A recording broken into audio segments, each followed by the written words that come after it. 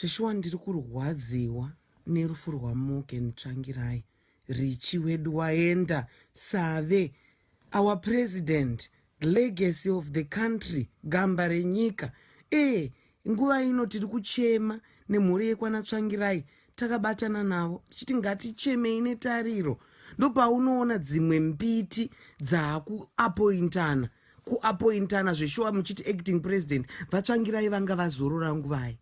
Ndotsika dzedu here dzechishona idzodzo kuti panofa munhu asati atombonaiwa nemvura pasi apapa, asati atomboiswa kana mubhokisi. Zveshuwa vanhu maakuti muri kuda kugara, munogara nhaka dzei kuvana Chamisa.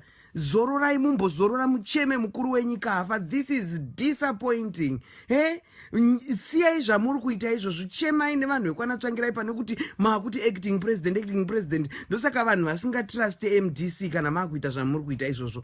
Inguva yekuchema gamba, ende gamba ngarichemwe. Mazvinzwa, ndindadaro imve mabva mapabatisisa ipapo.